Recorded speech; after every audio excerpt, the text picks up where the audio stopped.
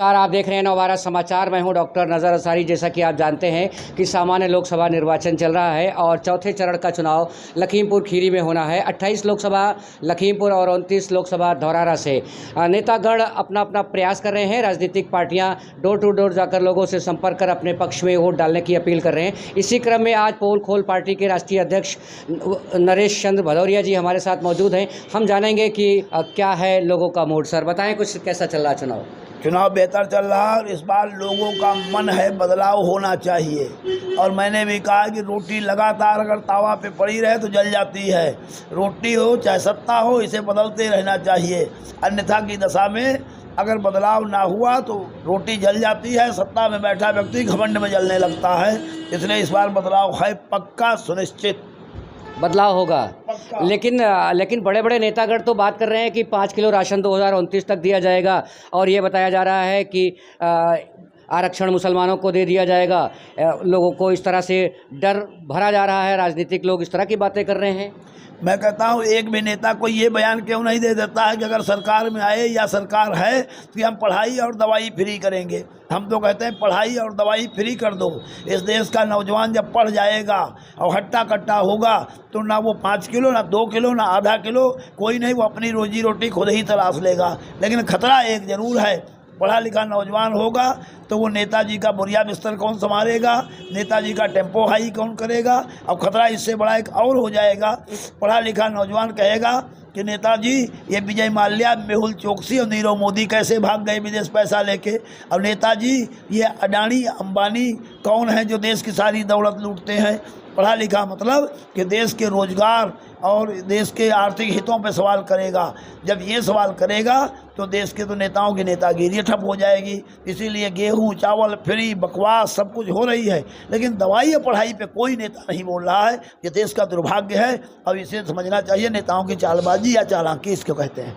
इसको चालाकी कहते हैं। सर एक चीज़ है, अभी नेतागण ये बता रहे हैं कि अगर कुछ बदलाव होगा तो महिलाओं का मंगलसूत्र छीन लिया जाएगा। किसी के पास 2 भैंसें हैं तो 1 भैंस छीन ली जाएगी और उनका पिछड़े वर्ग का आरक्षण छीन लिया जाएगा। इस तरह की बातें हो रही हैं तो देश किधर जा रहा है सर? मैं तो खुद कहता हूँ आज रोजगार घटा, व्यापार घटा, खेती करने वालों की ऐसी तैसी हो चुकी है। पूरा चुनाव ही व्यापार रोजगार और बेरोजगारी पे होनी चाहिए, लेकिन पूरे चुनाव से ये आर्थिक मुद्दे गायब हैं। बात एक है हिजाब किताब, गाय गोबर, हिंदू मुस्लिम, अगड़ा पिछड़ा, ठाकुर पंडित ब्राह्मण यादव सरदार, इसी को लेकर चुनाव लड़ा जा रहा है। यही तो कह रहा हूँ देश का दुर्भाग्य है। देश का आर्थिक हितों में चुनाव लड़ा जाना चाहिए कि देश की आर्थिक स्थिति क्या है। देश के अंदर बेरोजगार सड़कों पर घूम रहा है, परीक्षा आज होती है, पेपर कल लीक हो जाता है। देश के अंदर खेती करने वालों का स्तर गिरा है, शिक्षा का स्तर गिरा है, बेरोजगारी बढ़ी है, व्यापार करने वालों की ऐसी तैसी हो चुकी है, लेकिन उसकी कोई दर्द नहीं है। यही तो मैं खुद कह रहा हूँ कि देश खतरे में है।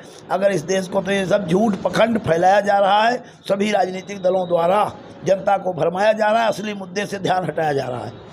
सर जी, आप पोल खोल पार्टी के नेता हैं और आपका निशान कैंची है। आपके मुद्दे क्या हैं इलेक्शन में इस वक्त? हमारा मुद्दा है कि फ्री की बकवास बंद होनी चाहिए, पढ़ाई और दवाई फ्री हो। बाकी फ्री के नाम पे जनता को कोई लाभ नहीं मिलता है। बंदर बांट नेता और अधिकारी अफसर कर लेते हैं। हाँ, जनता को महंगाई जरूर, उसके बदले गिफ्ट मिलती है। इसलिए हम कहते हैं कि पढ़ाई दवाई फ्री करो, पढ़ने की उच्च स्तर की शिक्षा का इंतजाम हो ताकि इस देश का हर नौजवान पढ़ लिख जाएगा और पढ़ा लिखा व्यक्ति अपनी खुद रोजी रोटी की व्यवस्था कर लेगा। गरीबी ऑटोमेटिक दूर हो जाएगी। और ये मैं खुद से उदाहरण करता हूँ कि आज मैं पढ़ा लिखा ना होता तो मैं भी ठेलिया छाप कबाड़ी होता। पढ़ा लिखा हूँ, आज मेरे पास ऊपर वाले की कृपा से जो होना चाहिए सब कुछ है। मैं खुश हूँ, प्रसन्न हूँ। अच्छा, उत्तर प्रदेश में एक बुलडोज़र प्रक्रिया चल रही है, इस पर कुछ रोशनी डालेंगे? ऐसा है, फिर इनको कायदे में न्यायपालिका बंद कर देनी चाहिए।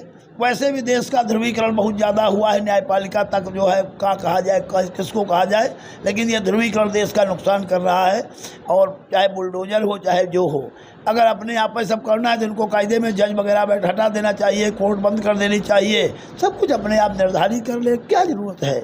हम तो खुद कहेंगे सरकार इनकी, सत्ता इनकी, पुलिस इनकी, सेना इनकी, मर्जी हो जिसे मरवा दे, मर्जी हो जिसे रखे।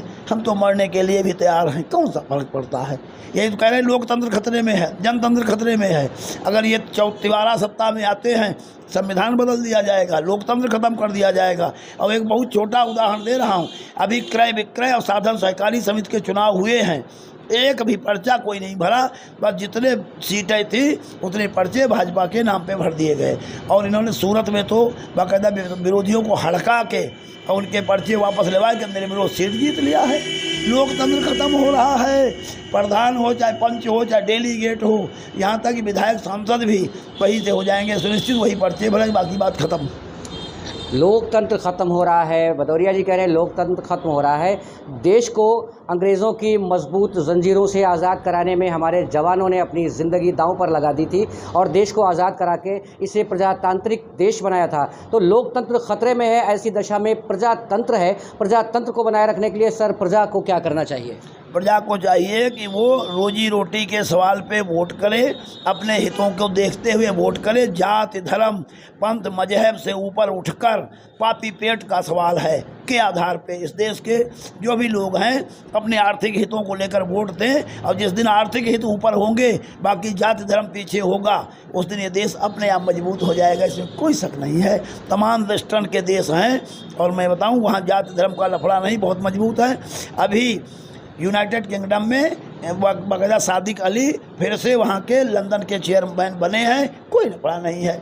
यहाँ तो ये है कि बस हो अपना बिरादर हो चाहे जैसा, उसके साथ खड़े हो जाते हैं लोग, यही देश का नुकसान है। सर कोरोना काल में एक 2 महीने के अंदर एक वैक्सीन लॉन्च हो गया, कोविशील्ड बोलते हैं, जबकि साइंस के जानकारों का कहना है कि कोई भी वैक्सीन के क्लिनिकल ट्रायल 20 साल लगते हैं और 2 महीने में हिंदुस्तान में लॉन्च कर दिया गया और उसके बाद अब उसके केसेस आ रहे हैं। तो क्या उसमें भी कुछ खेल हो सकता है? बिल्कुल खेल हुआ है। मैं खुद वही कह रहा हूँ कि यूके गवर्नमेंट में मैं कह रहा हूँ उस कंपनी के डायरेक्टर ने भी कहा है कि हमारी ये दवा जो है फिट नहीं है। तमाम दुनिया के स्वास्थ्य संगठनों ने कहा कि ये दवा ठीक नहीं है। लेकिन बस वही बात है, जब इस देश के अंदर लोग गौमूत्र पी रहे हैं, गाय का गोबर खा रहे हैं बड़े चाव से, तो जिस देश के लोग इतने अंधभक्त हो जाए कि गौमूत्र पी ले, गोबर खा ले और पता नहीं क्या क्या खा जाए, उस देश में ये सब बातें अब कहना हमें लगता है कि कहीं ना कहीं गलती का काम होगा। सर उस समय कोरोना काल में ये कहा जा रहा था कि सारे लोग वैक्सीन लगवाएं और लोगों ने देश की सरकार ने जो कहा था उसका अनुपालन करते हुए वैक्सीन लगाया था और आज लोग चलते चलते काम करते करते खेलते खेलते सड़कों पे मर रहे हैं। और वो बताया जा रहा है कि कंपनी ने भी मान लिया यूके अदालत में, लेकिन सरकार कुछ इसमें बोल नहीं रही है। तो क्या सरकार को आगे आना चाहिए, कुछ बोलना चाहिए जनता को आश्वासन के लिए? क्यों बोले सरकार, क्यों बोले सरकार? जब सरकार बगैर बोले उसके दरवाजे पे इतने लोग पहुंच रहे हैं तो काहे को सरकार कुछ करे। बाकी तो हम बस 2 ही लाइनें कह के बात ख़त्म करते हैं कि वो कौन सा एक रहा लड़के ने सुनाया था कि लूटपाट है, छीना झपटी, चारों ओर तबाही, और चोर ही मुलजिम, चोर ही मुंसिफ, देता चोर गवाही, और चोरी भी क्या सीना जोरी, चोरी भी सरकारी, चोर चोर मौसेरे भाई, चोर जांच अधिकारी, हर कुर्सी अंधी बहरी, अब हर कुर्सी है हत्यारी, हर कुर्सी के हर पाए में पंजीकृत गद्दारी, सरेआम चौराहे पर रिश्वत का डंका बजता है, भारत का हर नेता अब तो रावण जैसा दिखता है। तो बातें खत्म हो गई भाई। क्या बात है सर, क्या लगता है आपको बदलाव होगा? हमें लग रहा है बदलाव होगा, होगा होगा होगा 100% होगा। हाँ। आप ये this is the last question, आप हिंदुस्तान के नागरिकों को हमारे इस नवभारत समाचार चैनल के माध्यम से क्या संदेश देना चाहेंगे आगामी 13 तारीख के चुनाव को लेकर? हम सबको कह रहे हैं कि मतदान जरूर करो, भले हमारे खिलाफ करो, वोट डालने जाइए, बाकायदा रोटी बादिम खाइए, देश का लोकतंत्र है, इसमें भागीदार बने। और वोट डालते समय अगर पीछे वाला व्यक्ति कहता है कि हमको जल्दी है तो कह दो भाई तुम आप आगे आ जाओ, पहले आप के संस्कृत को अपनाते हुए मतदान करना है। कोई कुछ पीछे से हूट करे या कोई कुछ गलत बात कहे उसको अनसुने करना है और मुस्कुराते हुए इस लोकतंत्र में हम भागीदार बने, वोट जरूर डालें। अन्यथा घर सोते रहे, वोट न डाले गए तो पड़े हुए वोटों में गिनती हो जाएगी। हो सकता है आपके एक वोट न डालने से देश की कोई विषम परिस्थिति नई पैदा हो जाए, इसलिए आपको इस लोकतंत्र को बचाने के लिए आपका अपना वोट जरूरी है। बहुत शुक्रिया आपका। हमारे बीच नरेशन भदौरिया पोल खोल पार्टी के राष्ट्रीय अध्यक्ष हैं और 28 लोकसभा से प्रत्याशी भी हैं। आपने बताया कि लोकतंत्र खतरे में है। लोकतंत्र की मजबूती के लिए, चूँकि दुनिया का सबसे बड़ा लोकतांत्रिक देश है भारत और हम यहाँ के नागरिक हैं, हमारी जिम्मेदारी है कि लोकतंत्र को बचाने के लिए 100% वोट ज़रूर करें। अगर कोई जल्दबाजी करता है तो उसको आगे आने दें, वोट ज़रूर करें। वोट ना डालने से कई बार नुकसान हो सकता है, कभी कभी एक वोट ना डालने की वजह से, एक वोट की वजह से भी नुकसान हो सकता है। आपने लोगों से अपील किया है और आखिरी संदेश यही है कि वोट ज़रूर डालें और मुद्दों को ध्यान में रखते हुए वोट डालें। बहुत शुक्रिया, बने रहिए हमारे साथ, देखते रहिए नवभारत समाचार। नमस्कार।